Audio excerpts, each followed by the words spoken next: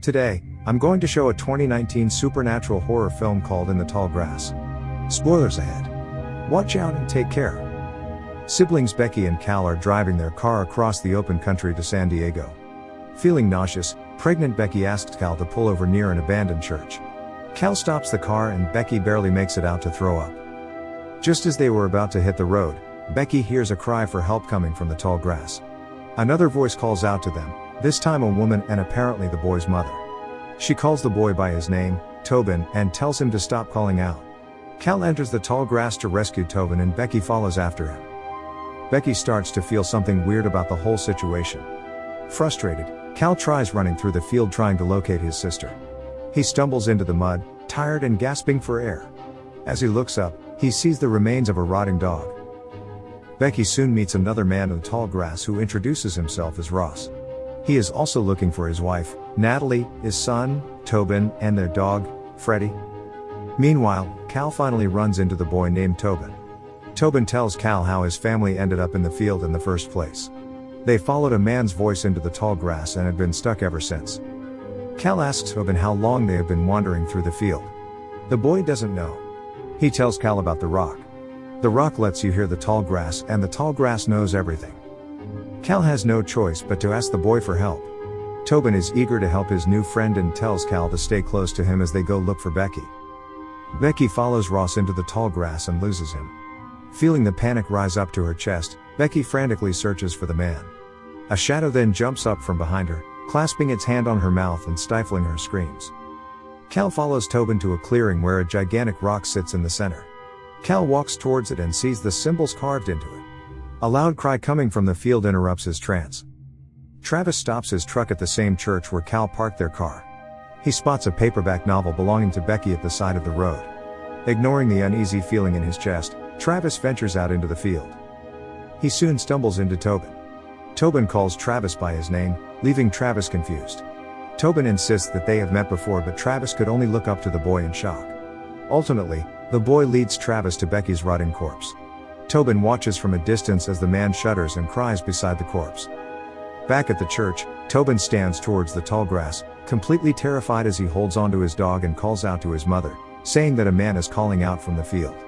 His parents follow him to the field and immediately get lost. As morning breaks, the siblings arrive at the side of the field and enter the tall grass to Tobin's cries. Feeling hopeless and lost, Travis hears Becky's voice from a distance and he calls out for them. Travis finally catches up to Tobin, Becky, and Cal. Travis tells them that they've been missing for 2 months. Suddenly, a phone call interrupts their talk. A distorted woman's voice erupts from the phone giving them a solemn warning before cutting off. They continue their trek until Becky screams in pain as blood drips from her thighs. A horrifying vision of death and sacrifice play through her mind, so horrifying that it makes her pass out. Ross meets them and leads them back to the clearing with the rock. The atmosphere turns ominous as Ross marvels at the entity in front of them. He tells them that the way out is to touch the rock. Suddenly a woman appears from the tall grass. It's Natalie, Tobin's mom. She shields her son as she warns her husband to stay away from them. As she looks over at Becky, she gasps. She insists that she saw Becky and that she was dead. Ross insists that Natalie's only confused. Becky grabs her stomach from the pain and another vision passes through her mind. She sees the grass people and Ross with milky white eyes and a sinister smile on his face. As Ross turns his back on them, Travis tackles him to the ground and starts punching him. Ross soon gains the upper hand and breaks Travis's shoulder. Natalie pushes her son to run and gets caught in the arms of her crazy husband. Ross finally tips over the edge and crushes his wife's head with his own bare hands. The group runs back into the field and Freddie leads them towards a building. Travis apologizes to Becky but lashes at her brother. Fed up with everything, Cal lands a punch on his face. Their fight is cut short by Ross, who is now banging at the door. The group climbs up to the top of the building and barricades the door. Cal and Travis spot the dog, Freddie, as it walks through the empty parking lot. The dog suddenly disappears and then reappears at the main road near the church. Travis concludes that it must be the way out. Ross manages to open the door as they climb down through the fire escape. Ross catches up to Cal and grabs him by the shoulder. He brings out Cal's worst fear, that he'd be left out once the baby is born and Travis and Becky will end up together. Cal runs away from his grasp and back into the field but is soon tackled by Ross. As Cal turns to his side, He sees his own mangled corpses staring back at him with their soulless eyes. A final chill runs through his spine as Ross chokes him to death. Travis wakes up and goes back to the field to look for Becky. Beaten and bruised, he thanks Becky for trying to keep her baby and that their baby deserves to live. Suddenly, Ross grabs Becky from behind. Becky is terrified and exhausted, but with the remaining energy she has left, she reaches for the pair of scissors on the ground and stabs Ross's left eye. She pushes herself back up and runs until she finds herself surrounded by the grass people she saw in her vision. They close in on her, defying her attempts of escape, and carry her against her will. Becky wakes up and pulls out her cell phone and attempts to call herself, revealing herself to be the woman who gave them the ominous warning earlier. As she drops her phone in pain, she sees the carvings on the rock, bearing the prophecy of her own pregnancy. The ground breaks before her, revealing the roots underneath the rocks. Thousands of babies, dead and alive, wriggled in the roots beneath her, all crying for help. Becky screams at the horrifying sight of what seems like the fate of her daughter. With one last push and scream, she passes out. The full moon shines above her as Becky wakes up in a dazed state.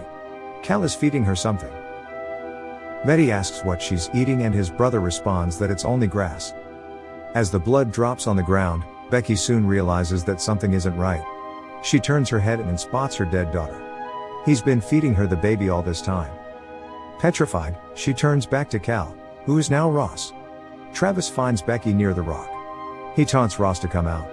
A grinning Ross appears from behind, landing a punch on his face. He pins him on the ground, but Travis gains the upper hand and kicks him off. Ross retrieves a broken bone from the mud and slams it onto Travis's face before finally stabbing him in the stomach. Suddenly, Becky rises up with her last ounce of energy and strikes Ross's right eye. This buys them a bit of time as Travis hits back at him by smashing his face against the rock. A struggle ensues and Tobin watches in horror as Travis finally strangles his father to death. Clutching his dead girlfriend, Travis sobs. He glances back behind him and knows that there's only one way out of here. He finally places his palm on the surface and is gripped into a vision. His eyes roll back as he sees the hundreds of paths that could take them outside. Travis leads Tobin to an escape path. He turns to him and gives the boy Becky's necklace. He grabs the boy and pulls him up towards the grass. Once he's down, Tobin finds himself inside a room. He walks towards the solitary door and realizes that he's inside the church. He makes his way just in time to see Becky's car pulling up the side of the road. Tobin runs towards them with all his might and screams at them. He tells them to get inside the car and to not go in the tall grass. Seeing that they're not convinced, he pulls out the necklace that Travis gave him. Becky asks where he got the necklace and Tobin says he got it from Travis. Becky tells his brother to stop and that there is something really weird going on. They all pile back into the car and Tobin watches the window as he anxiously waits for the car to start. Becky tells Cal to turn back and take Tobin to Topeka. Travis, still trapped within the field, smiles and collapses on the ground. He knows that Becky and his baby are safe and sound. With this, he takes one final look at the sky and closes his eyes.